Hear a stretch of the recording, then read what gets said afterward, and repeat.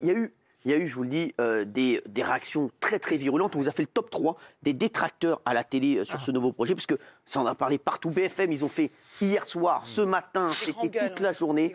Voilà. Et il y a eu des détracteurs. En numéro 3, on a mis, regardez, je crois que c'est Raphaël Rémy Leleu chez Pascal Pro ce matin sur CNews. Regardez.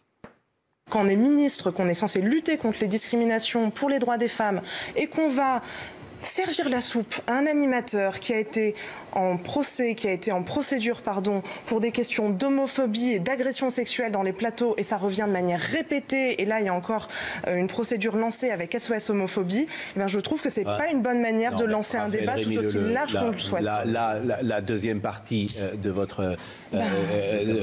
intervention est nulle et non avenue. Vous pouvez pas faire à Cyril Hanouna le procès d'être homophobe. Enfin, je veux dire, ça n'a pas de sens. Je ne vois pas pourquoi, pour une question de principe, Madame Schiappa ne pourrait pas aller chez Monsieur Hanouna qui n'est pas considéré comme homophobe. Tout le reste, c'est de la littérature.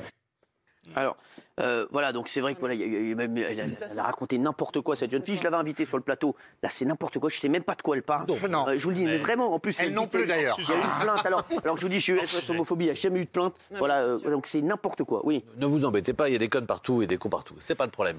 En fait, je vais être très honnête et sauf la flagornerie, parce que vous avez déjà animé des daubes, ça vous est arrivé.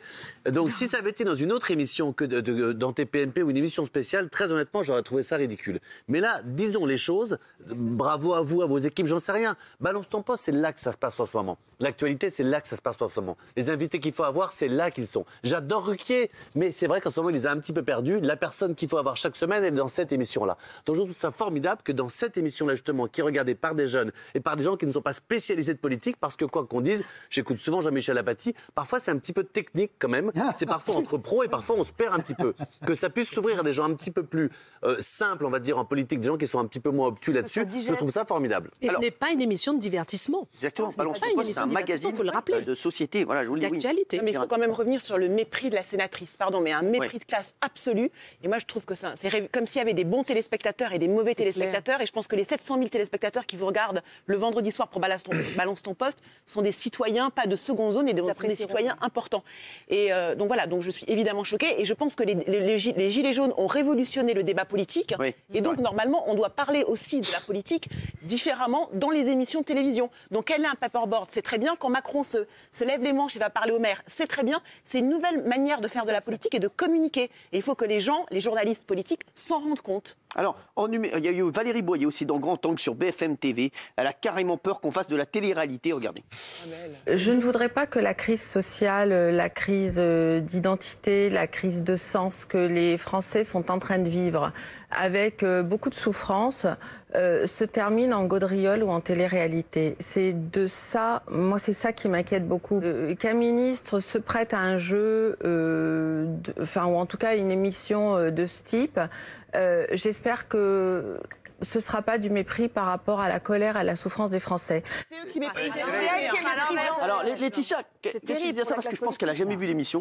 C'est incroyable, je pense qu'elle dit n'importe quoi. Mais écoute, on voit tout de suite quelqu'un qui est complètement déconnecté de la réalité. Enfin, je veux dire, tout s'arrête là. Enfin, d'ailleurs, non, elle devrait peut-être un peu plus, parce que ça la remettrait peut-être un peu sur terre. Non, elle est très loin de tout ça. Enfin, justement, c'est le principe d'avoir ce débat avec Madame Schiappa, c'est qu'il y aura des gilets jaunes, il y aura des citoyens lambda, il y aura tout le monde. Quoi de plus démocratique que de réunir l'ensemble des citoyens. Enfin, c'est ce qu'on demande, nous, avant tout, justement, en tant que gilets jaunes, c'est qu'on nous écoute, qu'on nous entende et qu'il n'y ait plus ce mépris de classe. Et là, ils ne font que remettre en évidence ce qu'on dénonce depuis plus de 2 mois. Et Laetitia, il dit, Jean-Claude, franchement, vous m'avez dit, je me rappelle au départ, Cyril, ramène-nous des politiques en face de nous. Combien de fois vous me l'avez demandé? Ramène-les-nous en face de nous, on veut leur parler, s'il te plaît. Mais pourquoi alors autant de gilets jaunes refusent de participer au débat? Alors, il y a encore un papier, beaucoup de citoyens un texte, mais je parle des gilets jaunes. Là. Oui, mais parce que vous dites on veut débattre. Mais pourquoi vous refusez? Il y a un texte. Je serai là vendredi.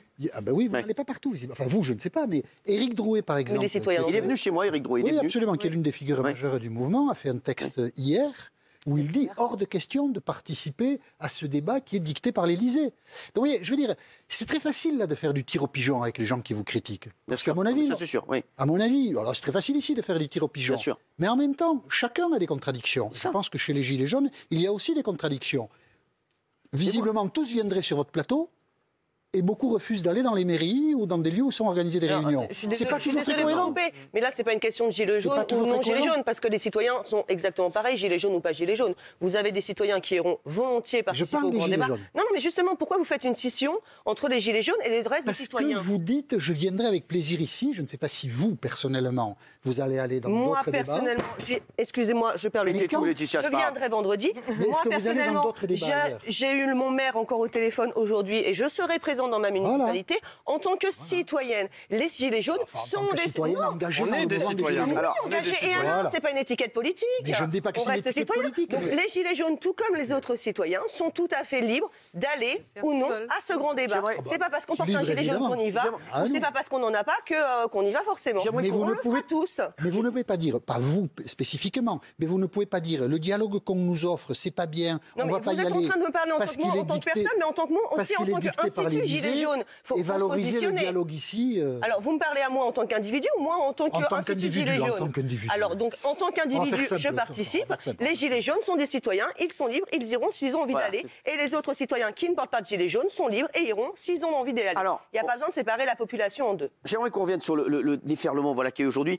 La plus virulente, ça a été Zora Habitant. Alors nous, on accepte, je vous le dis, les critiques, on accepte que les gens donnent leur avis, mais c'est vrai que ça fait toute la journée, et c'est normal. Comme on l'a dit, BFM TV, mais de rien, c'est une chaîne qui veut faire de l'audience. Et apparemment, ça fait 60 000 tweets, ça a fait énormément parler aujourd'hui. C'est Zora Habitant, je ne sais pas qui c'est, mais regardez, elle a été sur les grandes gueules.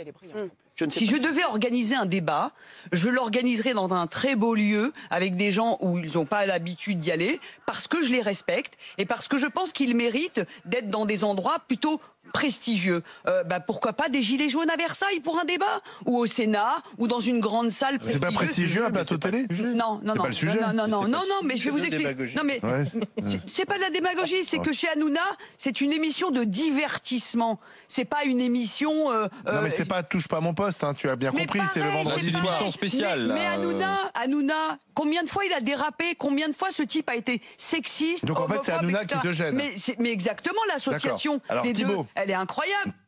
Alors, bravo Olivier Truchot en tout cas. Elle est en train de confondre tentacule et occultatante, parce que là, qu'est-ce qui se passe? Là, j'étais en train de dire, là, elle confond tentacule et occultatante. TPMP, c'est une émission de divertissement, et après Balance ton poste, c'est une émission où il y a du débat, et c'est sérieux. Donc elle est complètement à côté de la plaque. Non mais en plus quand elle parle de Jean-Michel Maire, il est choqué. Parce que je voudrais bien que vendredi on fasse ça à l'Élysée. Non mais même il faudrait qu'on fasse ça à Versailles. C'est du grand n'importe quoi. Ne vous inquiétez pas, vous aurez des petits canapés avec du caviar. Très cher. S'il y a quelque chose que vous ne supportez pas, c'est que quand on méprise votre public ou on l'insulte. Là, en estimant que Balance ton poste n'est pas un lieu pour faire un débat sociétal, j'imagine qu'on méprise aussi vos téléspectateurs. Comment vous réagissez? Comment vous le vivez, vous, tout ça? Non, merci, mais vous êtes intervieweur.